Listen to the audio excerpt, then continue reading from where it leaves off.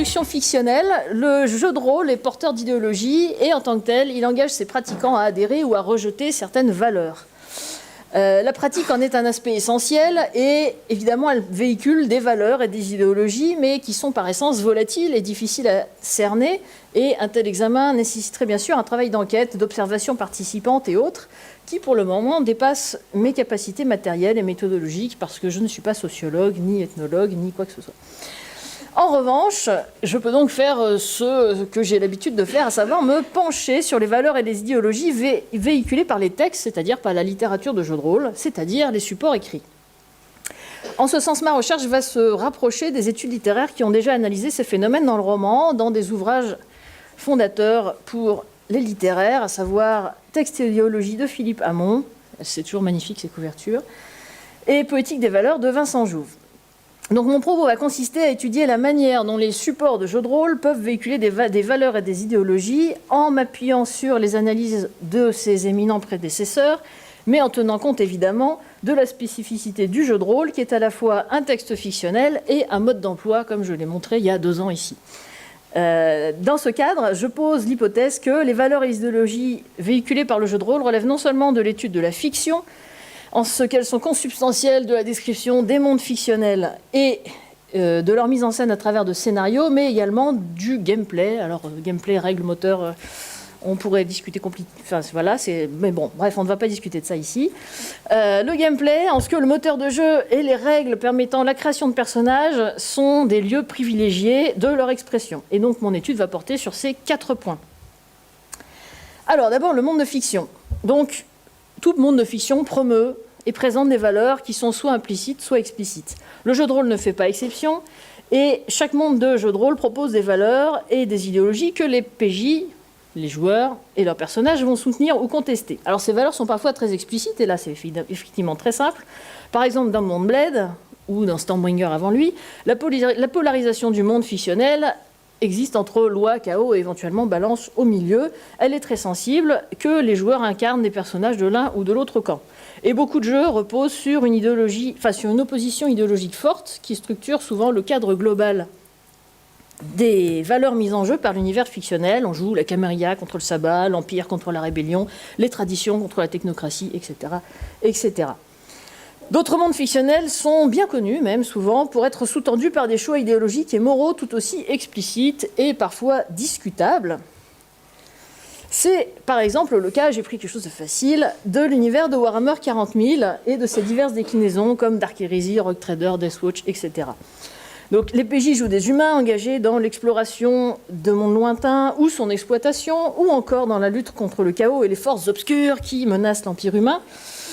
Et toutefois, si on creuse, mais pas très loin en fait, l'un de ces présupposés du monde fictionnel et de tous les jeux qui en découlent est que les Xénos sont au mieux incompréhensibles, comme les Eldar, et au pire mortellement dangereux, et que dans tous les cas, ils font partie de ces forces obscures à combattre. Les illustrations des divers bestiaires proposés, j'en ai trouvé une, et ça m'a paru relativement explicite, ne font que renforcer évidemment ce constat au fur et à mesure de la lecture des ouvrages. Il en découle une xénophobie latente qui irrigue tous ces jeux, puisque globalement, les personnages des joueurs doivent se méfier des créatures du chaos, mais aussi des hérétiques, des psycheurs, des xénos, et donc en fait de toute forme d'altérité. À ces présupposés dérangeants s'ajoute une esthétique qui allie le culte de la force brute, les têtes de mort, les uniformes et les symboles hiérarchiques un peu fascisants. Alors évidemment... Et donc, je vous ai mis la couverture qui tue, purifiée par le feu, et pour ceux qui n'iraient pas, l'innocence n'existe pas, il n'y a que des degrés de culpabilité. Voilà. J'ai beaucoup joué à Dark Heresy, donc je plaide coupable complètement. Donc évidemment, je ne dis pas que jouer à Dark Heresy transforme les joueurs en dangereux néo-nazis, ce serait quand même un peu facile et mériterait d'être dans la pire télé qu'on a pu connaître dans les années 90, mais... que l'idéologie qui se dégage d'un jeu doit être l'objet d'une prise de conscience, de recul, voire d'une éventuelle contestation de la part de la communauté interprétative que représente la table de jeu. Ces valeurs latentes sont d'autant plus sensibles lorsqu'on compare un monde fictionnel plutôt xénophobe quand même, par exemple celui de Warhammer 40 000, à d'autres jeux qui présentent des univers cosmopolites où les aliens sont plutôt des gens sympas, comme Star Wars, où d'ailleurs les xénos sont mis à égalité avec les humains au milieu de... Voilà. Quoi qu'il en soit, ce qui permet souvent de repérer ces grandes lignes de force est à chercher du côté de ce que Vincent Jouve appelle l'autorité énonciative et de ce qu'il appelle la fonction de régie. Il explique que les valeurs mises en avant par un récit sont rendues sensibles grâce à certains procédés et notamment par la récurrence. Je m'explique, si dans un univers de science-fiction, je mets une fois des xénos horribles, méchants et dangereux, je ne dis pas que tous les xénos sont horribles, méchants et dangereux. Si je le fais 3 fois de suite, je donne quand même l'impression que c'est une loi de l'univers. Si je fais ça 10 fois de suite, j'énonce une ligne de force idéologique de l'univers fictionnel. Les xénos sont une altérité dangereuse, point. La mise en avant de valeurs dans un monde fictionnel est aussi conditionnée par le genre, et on en parlait ce matin, le genre et le... ou cet après-midi, je ne sais plus. Non, ce matin. Le genre et le registre des histoires qu'on raconte dans cet univers, ce que par ailleurs j'ai décidé d'appeler le tropos. En effet, si le jeu ou la communauté interprétative de la table utilise un genre ou un registre humoristique, satirique ou parodique, les valeurs véhiculées par le monde fictionnel seront mises à distance. Par exemple, le dungeon crawling présuppose certaines valeurs, entraide, mais aussi désir de richesse, recours à la violence, quête de puissance. Mais ces valeurs peuvent être éventuellement contestées et mises à distance dans des univers parodiques, par exemple dans le donjon de Naalbuck. De même, alors on peut se demander si une partie de l'appel de Cthulhu à tendance pulp, qui met en avant les grands stéréotypes des romans d'aventure et qui présuppose quand même une bonne touche de second degré, ne met pas plus de distance par rapport à toutes les valeurs dominantes du XXe siècle qui sont charriées dans le livre et qui d'ailleurs ne sont pas du tout assumées par leurs auteurs, enfin je pense. Voilà. Alors, deuxième paramètre, c'est ce que... Paramètre, je vais appeler ça des points-valeurs, puisque Vincent Jouve appelle ça des points-valeurs, c'est-à-dire les points où s'ancrent les valeurs dans une œuvre, alors là, pour le coup, de jeu de rôle. Deuxième point, donc, les personnages. Le personnage et sa fiche constituent un point-valeur central dans le jeu de rôle, à plusieurs titres. Alors d'abord, le personnage est au centre de la construction des valeurs du jeu par le choix des paramètres qui le décrivent. Les termes employés sont importants et révèlent l'univers idéologique du jeu. Et donc je me suis livré à une petite expérience... Ah, merde, zut. Voilà, bon, je vous avais raté Naalbuck, tant pis. Donc, si on prend 2 jeux différents, alors je me suis rendu compte que c'était des jeux de vieux, mais tant pis. On vieillit. Que voulez-vous, même s'il y en a quelques-uns qui s'offrent des liftings. Donc j'ai comparé... Ah oui, la mascarade, j'ai pris un petit lifting. Alors, donc, je vais comparer Vampire la Mascarade et une fiche d'Agone, et on retrouve le même principe, à savoir des attributs caractéristiques pour l'inné, des compétences et des capacités pour l'acquis, et on les combine, et hop, on fait son test. Toutefois, les termes descriptifs sont importants. On retrouve à chaque fois une tripartition entre physique, mental, social, mais, alors, si Agone classe la perception pas au même endroit que Vampire, bon, très bien. Surtout, les caractéristiques sociales, si on les regarde de près, diffèrent largement. Agone met l'accent sur la créativité, ce qui dévoile évidemment la valeur fondamentale du jeu, à savoir son rapport à l'inspiration et à l'art. Alors que Vampire utilise, lui, notamment le terme de manipulation, qui insiste sur la dimension fallacieuse, trompeuse du monde et des relations humaines. Cette intuition est corroborée par le dispositif d'ensemble des jeux. Les inspirés, évidemment, rien que le terme d'inspiré est une affirmation idéologique et de valeur, se battre contre le masque et la perfidie, tandis que les vampires participent au système complotiste qui s'appelle la mascarade, et donc qui consiste non seulement à leurrer le monde humain, mais aussi à intriguer au sein de la société vampirique, puisque finalement la mascarade se joue à l'intérieur et à l'extérieur de la société. En outre, le rapport au monde des personnages et leur position de héros, c'est-à-dire le statut de personnage exemplaire porteur de valeurs positives, comme le définit Hamon, est plus ou moins inscrit et affirmé sur le support de l'affiche. Si on regarde les valeurs morales à Vampire, le courage c'est une vertu, mais c'est une vertu comme une autre, et on peut mettre 1 comme on peut mettre 5, et peu importe. C'est pareil pour la volonté. À Agone, la fiche de personnage est claire. L'héroïsme et l'exemplarité des personnages est inhérente à leurs conditions d'inspirer, impossible d'y échapper, puisqu'ils possèdent une flamme et des points d'héroïsme. Évidemment, ce type de paramètre est en général redoublé par la création de personnages qui allouent plus ou moins de points et qui met des plafonds plus ou moins hauts ou bas, selon ce qu'on attend des joueurs. Les plafonds sont évidemment un indice.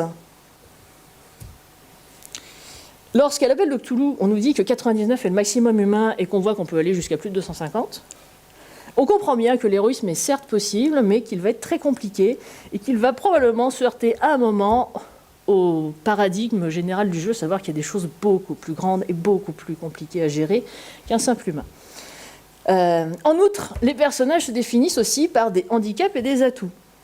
Alors si on regarde ces handicaps et ces atouts, généralement ils sont dans un cas utile et dans l'autre cas défavorable aux joueurs. Mais quand même, on a des valeurs qui s'inscrivent dans le vocabulaire. Par exemple, dans la Go, on trouve des avantages, instinct de la perfection, inventif, sensible, je suis un artiste, ou encore des défauts, blasé et oublié des muses. Voilà, c'est la loose. Dans Dark Heresy, on trouve des talents. Ces talents sont forcément positifs puisqu'ils donnent des bonus ou des avantages pour faire certaines actions. Et alors, le nom des talents est lui-même tout un programme, puisqu'on trouve parfois des talents tels que paranoïa. Donc, dans Dark Heresy, la paranoïa est une qualité qui procure un bonus en vigilance, haine et litanie de la haine, qui procure des bonus au combat contre certaines catégories d'ennemis, comme les démons ou les xénos, ou encore, et c'est mon préféré, chimiocastration, consternation, qui procure un bonus pour hésiter à toute forme de séduction. Et donc, on le voit, la connotation des termes est importante et elle est porteuse d'une certaine haine de soi et de l'autre qui s'attache à ce jeu, parfois aux valeurs parfois gênantes tout de même. Mais j'y ai beaucoup joué, je me bats ma coulpe tous les soirs. Les PJ sont aussi également au centre du dispositif des valeurs du jeu par le type de personnage qu'ils incarnent. Répondre à la question « qu'est-ce qu'on joue ?», c'est positionner dès le départ les personnages des joueurs dans une perspective idéologique. Ce positionnement est indispensable dans un certain nombre de jeux. À Moonblade, on choisit, on est élu de la loi, on est élu du chaos. À Star Wars, on incarne un Jedi, un Sith ou d'ailleurs plein d'autres choses. À Vampire, on peut jouer du côté de la Camarilla, du sabbat ou éventuellement des anarques, etc. Donc ce choix originel définit le personnage et les valeurs auxquelles il est censé, et j'insiste sur le censé parce que j'y reviendrai, adhérer et qu'il doit éventuellement promouvoir. Certains jeux définissent même des codes de valeurs que doivent suivre les joueurs. À Agone, on joue des inspirés. À Mage, on joue un membre des traditions. À Hexagon Universe, on joue un gentil super-héros. Et à Dark Heresy, on travaille pour l'Inquisition. Non mais je ne suis pas particulièrement contre Dark Heresy. Ne me jetez pas des choses. Donc évidemment, il est hors de question dans ces jeux d'incarner un perfide, un membre de la technocratie ou un infâme xéno, évidemment. Dans certains jeux, il faut choisir son allégeance. Et les valeurs mises en jeu sont plus nuancées, mais tout aussi douteuses parfois. Choisir la Camarilla contre le sabbat, c'est choisir la voie de l'humanité. Mais aussi la soumission à l'autorité et à une lourde hiérarchie. Choisir le sabbat, c'est faire le choix de la liberté et de la marginalité. Mais appartenir à une organisation représentée globalement comme un ramassis de sociopathes. Ce choix fondamental incarne, d'une certaine manière, le discours implicite du jeu sur l'ordre et sur le désordre dans la société. En outre, les personnages créés par les joueurs, quel que soit le jeu, correspondent à ce que Vincent Jouve et les structuralistes comme Grémas avant lui appellent des rôles thématiques, et qu'on définirait en fait en jeu de rôle communément comme des grands archétypes, le marin intrépide, l'escroc charmeur, le mercenaire fatigué, etc. Et ces rôles thématiques sont importants parce qu'ils orientent le regard porté par les personnages des joueurs sur le monde de fiction, et d'une certaine manière des joueurs aussi. Un rôle thématique intégré à la société, un noble, un marchand, un fonctionnaire, aura tendance à suivre les valeurs du monde de fiction proposées, tandis qu'un rôle thématique marginal, voleur, assassin, esclave en fuite, etc., ou femme parfois, aura plutôt tendance à s'y opposer. Ainsi, incarner une femme aventurière pour l'appel de Cthulhu dans les années 20, c'est choisir d'incarner un personnage qui va contre les valeurs dominantes de son époque et qui devra au moins systématiquement lutter contre elles et au mieux les remettre en cause.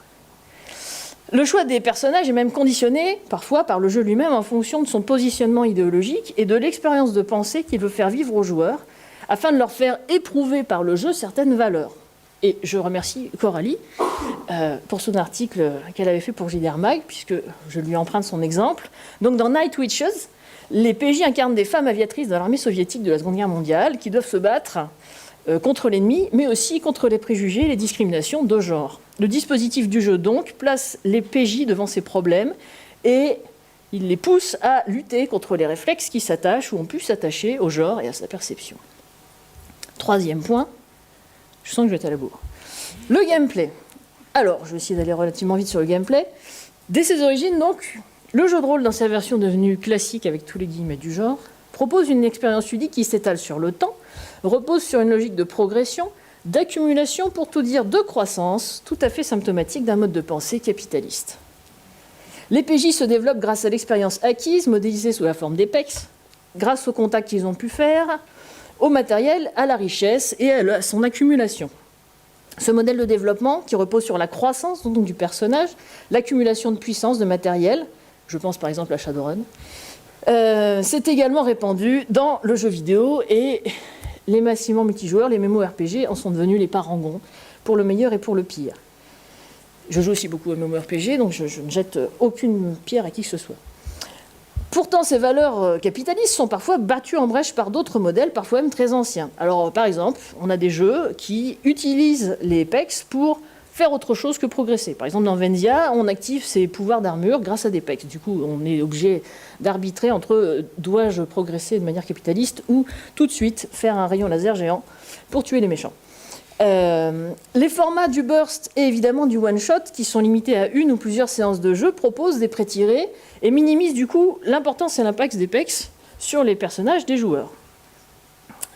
Et on sait depuis l'appel de Cthulhu qu'un jeu à très fort taux de mortalité ou de folie, évidemment, n'encourage pas la capitalisation de l'XP, puisque les personnages sont appelés à disparaître rapidement, et donc constituent davantage un support de jeu qu'une interface d'identification et de projection affective puissante, CF ce matin, avec le pion contre, j'ai oublié la deuxième catégorie, mais c'était très, très éclairant. En outre, le gameplay d'un jeu est le reflet d'une certaine vision du monde, qui s'accorde normalement, system does matter, à l'univers fictionnel et aux valeurs qu'il promeut. Agone valorise une vision du monde lumineuse et positive qui repose sur le primat de l'art et l'héroïsme.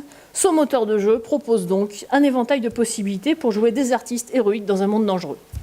Des points d'héroïsme, des bonus de caractéristiques, des pouvoirs de flamme, des disciplines magiques liées aux arts qui leur sont réservés, et des dés qui explosent. Très important, les dés qui explosent. A l'inverse, l'appel de Cthulhu est un jeu meurtrier où les PJ finissent confrontés à des choses qui les dépassent. Nous l'avons vu. Et nous le savons tous. L'héroïsme est toujours possible, mais il se solde souvent par un échec cuisant. Le moteur de jeu peut également tenir un discours sur l'inné ou sur l'acquis d'un personnage, puisqu'en le modélisant, il doit arbitrer entre ces deux paramètres. Certains jeux accordent davantage de place à l'inné, par exemple dans L5R, notamment la première édition, où les caractéristiques conditionnent le nombre de dés gardés, et d'autres sont plutôt tournés vers l'acquis. Si on réfléchit, le système Chaosium favorise quand même la maîtrise des compétences sur les caractéristiques brutes. Un moteur de jeu est également le reflet de la conception de l'altérité que promeut un jeu de rôle. On interroge rarement le fait que l'humain soit la créature canon des univers de science-fiction, et de fantasy d'ailleurs. Il prend aussi position sur les différences de genre, et je vais éviter, avec beaucoup de pudeur, de parler des fameux modificateurs de l'appel de Cthulhu. Je passe. Parce que sinon, on va encore se battre. De plus, du fait de la place historiquement et pragmatiquement centrale du combat dans les jeux de rôle et dans beaucoup de parties, le moteur de jeu, le gameplay, le système, s'intéresse nécessairement au rapport à la violence développée... Ah, j'ai raté quelques... J'étais prise dans mon... Développé dans un monde de fiction représenté.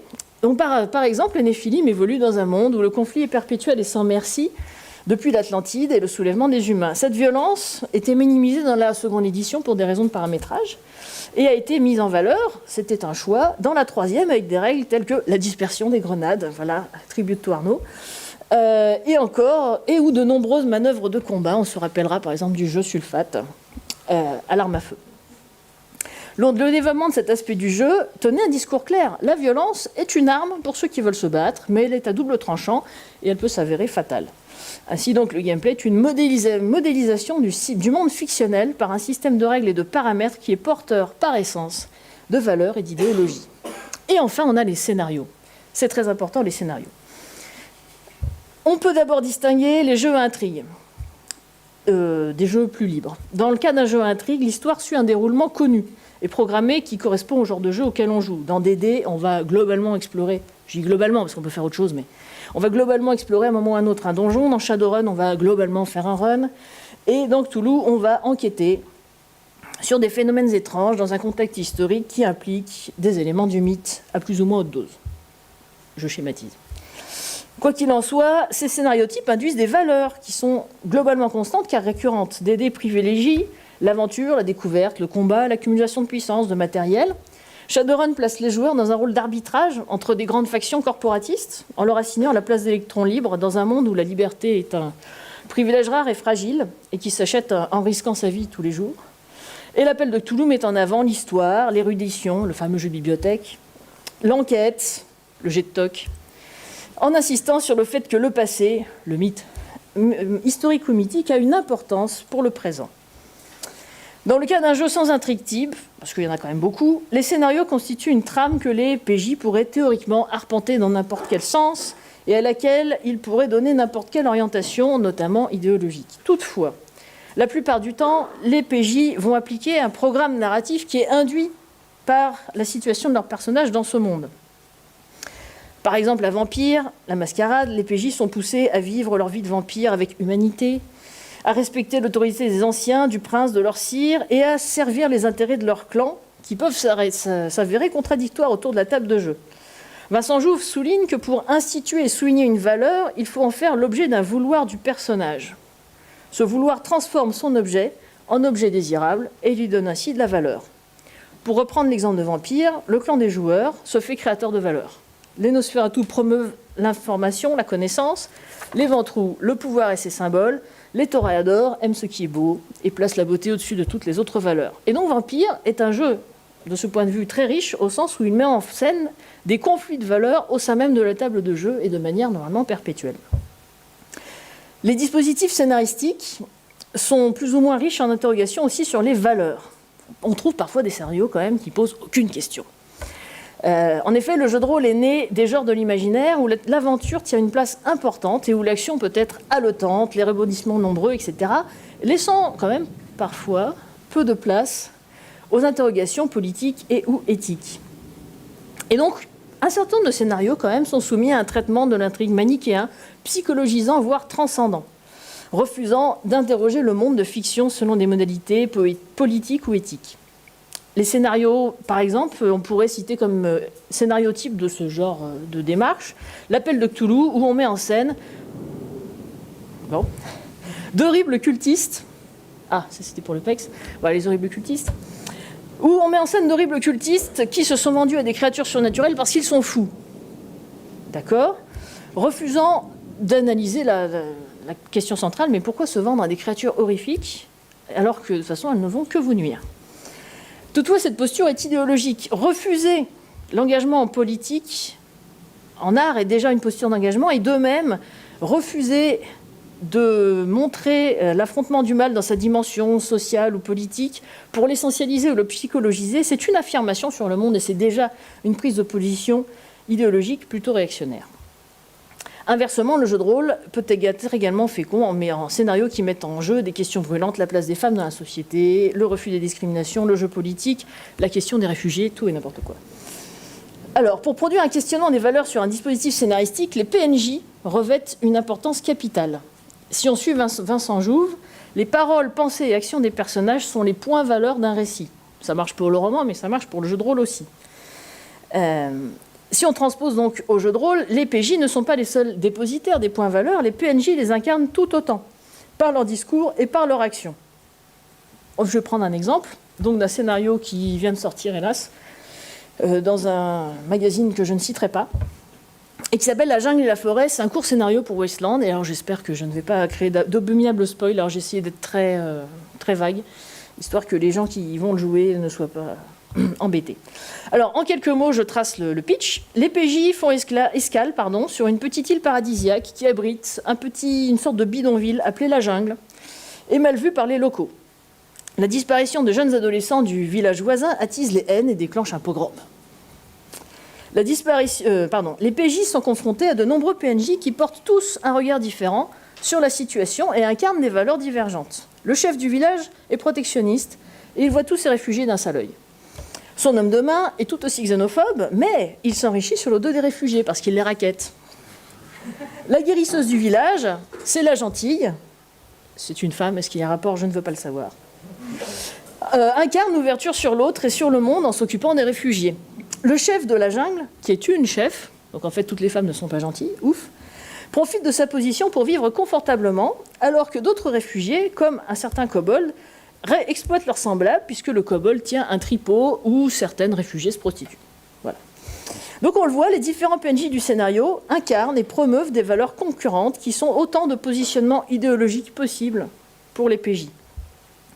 En cela, le jeu de rôle propose une narration qui relève du concept de polyphonie ou de dialogisme développé par Michael Bakhtin, et je passe. Dans cette polyphonie, le problème est d'opérer une hiérarchisation entre les différentes valeurs mises en jeu. C'est très bien de rencontrer des PNJ, mais il y en a bien qui incarnent la valeur dominante. L'ultime arbitrage revient bien entendu aux joueurs, puisque ce sont quand même eux qui choisissent d'agir sur le monde en fonction de leurs intérêts, de leurs buts et de leurs valeurs ou des valeurs qu'ils veulent promouvoir. Et donc, ils privilégient la voix d'un ou plusieurs PNJ et éventuellement proposent une solution qui n'est pas incarnée par un PNJ. Mais le scénario lui-même est le support d'une hiérarchisation qui peut prendre plusieurs formes.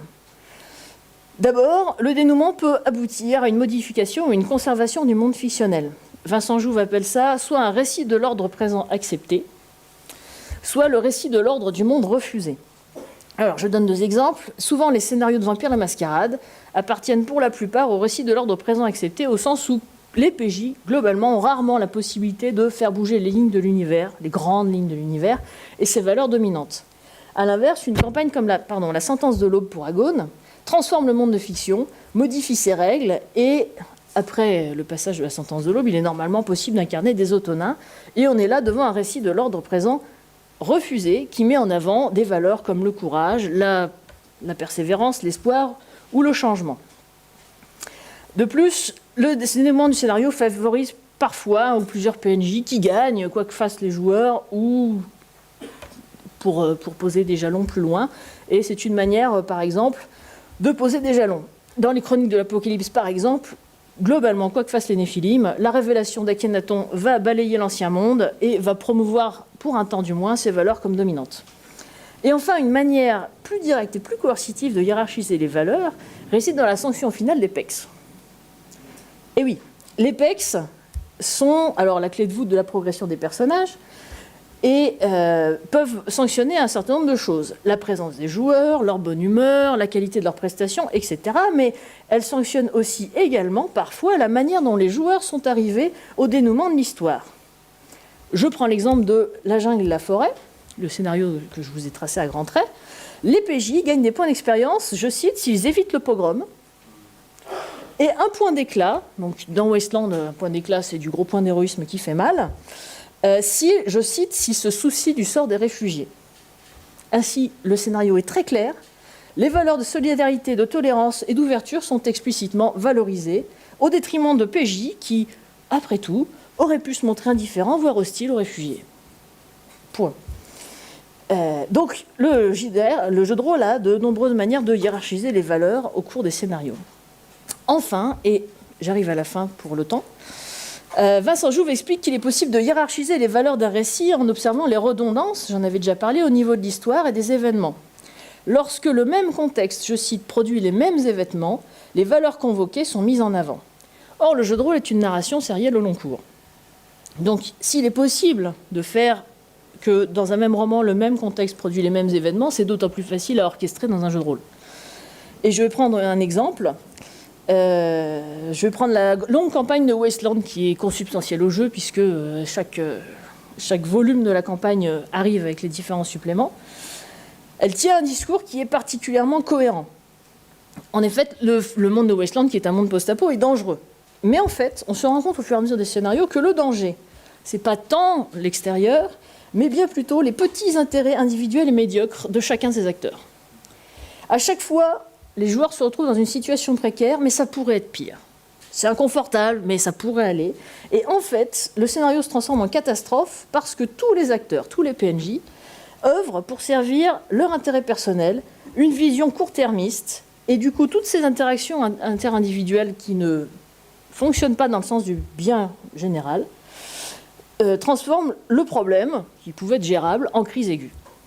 La campagne promeut donc indirectement la vision d'un monde politique où l'intérêt général aurait préséance sur les intérêts particuliers grâce à des acteurs réfléchis et altruistes, alors ça ne se trouve pas dans le vrai monde non plus, mais bon, ça c'est le problème, qui privilégieraient le long terme. Et donc je vais finir par là. Bon, c'était Wasteland. In fine, c'est la table qui décide. Devant cet état des lieux sur la politique des valeurs dans le jeu de rôle, je soulignerai que prendre conscience des valeurs véhiculées par le jeu, c'est s'en libérer ou choisir d'y souscrire. De plus et surtout, le jeu de rôle, par l'interactivité et l'intercréativité qu'il met en jeu, offre des leviers aux joueurs, on entend MJ comme PJ, afin de leur laisser le dernier mot pour se positionner face à cet édifice de valeurs. En effet, ultimement, comme tout lecteur, le MJ et les PJ peuvent refuser de jouer à un jeu qui prône des valeurs auxquelles ils ne souscrivent pas. Mais la communauté interprétative que constitue la table peut aussi décider de refuser ces valeurs en les modifiant ou en adoptant des postures de résistance. On peut jouer à contre-rôle, un inquisiteur humaniste, ou flirter avec les frontières du monde fictionnel, un inquisiteur hérétique ou révolutionnaire. Il est même possible de s'emparer du monde fictionnel pour le modifier, même si sa plasticité dépend de son moteur et de la latitude d'action réservée au PJ. C'est quand même plus difficile de changer le monde de vampires que de changer bien d'autres mondes. Quant au scénario, dans beaucoup de cas, les joueurs sont libres d'accepter ou de refuser les choix qui leur sont proposés, de créer leur propre voie, de lutter contre les valeurs du monde fictionnel et de ces PNJ qui leur paraissent indéfendables. Ainsi, comme nous le savons tous, le jeu de rôle, plus encore que nombre de médias, se définit par sa plasticité et la place centrale qu'il réserve à la liberté des joueurs. C'est donc à nous de faire usage de cette liberté afin d'utiliser le jeu de rôle comme une expérience de pensée qui nous engage à sanctionner des valeurs et à choisir quelles valeurs nous voulons faire triompher dans le jeu et dans le réel. Merci.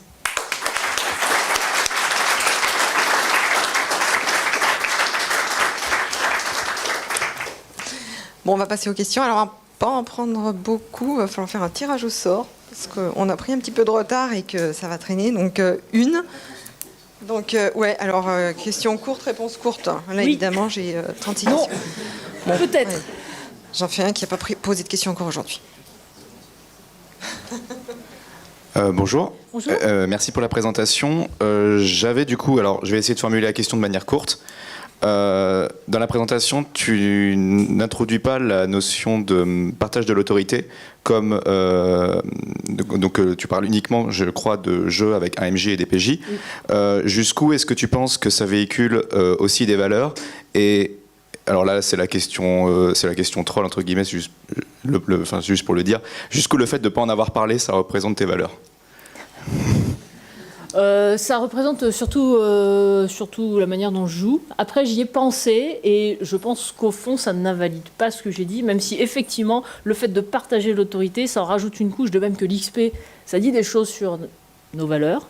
De même que le fait de partager ou non l'autorité et de donner plus ou moins de latitude aux joueurs, enfin aux meneurs, comme on en parlait pour le droit, etc. C'est aussi un positionnement, mais je ne me sentais pas vraiment d'en parler parce que je manque d'expérience sur la chose, mais effectivement. Merci. Donc, on m'entend là? Ouais. De toute façon, je pense qu'il y a encore plein d'autres choses à dire sur les dispositifs qu'on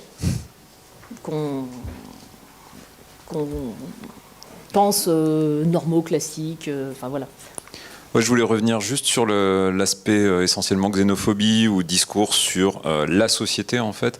Ça m'a fait penser notamment aux accusations qu'on formule à l'encontre de Tolkien et du Seigneur des Anneaux, justement de racisme, et la défense qu'en fournit Ursula Le Guin, qui est une autre autrice de fantasy, et qui disait que le fait est que le monde de Tolkien, même s'il y a des orques, donc des xénos en fait unilatéralement mauvais et irrécupérables, n'était pas forcément pour autant raciste, parce qu'il parlait non pas il s'agissait non pas d'une allégorie de notre société ou d'un point de vue sur notre société, mais soit d'une société possible, soit plutôt en fait de l'exploration de l'intériorité de l'être humain lui-même. C'est-à-dire que ça reflète non plus le racisme envers un peuple nécessairement maléfique, à savoir les Noirs d'Afrique, justement quand on accuse Tolkien, mais plutôt l'aspect finalement sombre d'un être humain, l'orque représentant finalement cette part de mal qu'il y a en nous, justement, pour l'explorer. Je ne sais pas si t'y as pensé pour cet aspect-là. Alors, ou si j'ai tu pensé à tiens un Tolkien, niveau... mais je me suis dit que je n'allais pas mettre le pied dans ce piège à loup géant que constitue Tolkien. Pas forcément Tolkien, après, hein, juste l'idée qu'on ne parle pas forcément de notre société, non, on parle pas mais de l'être humain. Société. Et en fait, on expérimente quelque part un être humain possible dans une société imaginaire, ce que permet finalement la fantaisie, quoi. Et ce que permet le jeu de rôle, puisque l'expérimentation est encore plus forte quand... Alors effectivement, c'est ce que j'ai dit, hein, on ne se transforme pas en néo-nazi. Il se trouve que dans le cadre d'Arc Hérésie, c'est pas juste un faisceau, c'est tout qui converge, y compris le fait que pour y échapper,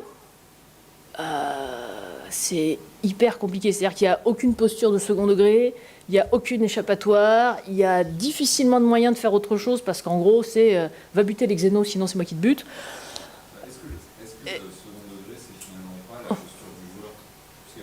Tu n'es pas une néo-nazie, Maxime à côté de moi qui aime le jeu n'est pas un néo-nazi non plus. Et donc, posture quelque part ironique, second degré par rapport au truc. C'est-à-dire on l'adopte sans être dupe. Alors, on des l'adopte, codes, quoi. c'est un faire semblant, mais on sent bien quand même que ça touche quelque chose. Enfin, ouais, j'ai toujours l'impression que ça touche quand même quelque chose de délicat. Ouais. Et ce qui est gênant aussi, c'est que là, pour le coup, c'est la différence entre la pratique, c'est ce que je disais, enfin, c'est ce qu'on en fait, et ce qu'on nous donne à voir ou à jouer. Et de fait, il n'y a ni échappatoire, ni. Enfin, il n'y a jamais de second degré dans ces bouquins, quoi. Enfin, C'est peut-être justement cet extrémisme qui pousse naturellement, enfin, c'est peut-être inclus dedans, ça enjoint Après, ça naturellement fait à la posture. Sur la fascination que ce genre de choses aussi peut provoquer. Donc, ce qui est une manière d'y réfléchir et de ne pas y souscrire, c'est pour ça qu'on ne se transforme pas tous en néo-nazis, hein, c'est pratique, c'est mieux. Mais j'ai connu des gens qui refusaient d'y jouer parce que c'était trop. Et qu'il n'y avait pas de... Je suis désolée, mais nous sommes obligés de couper là. Donc merci Isabelle. Mais,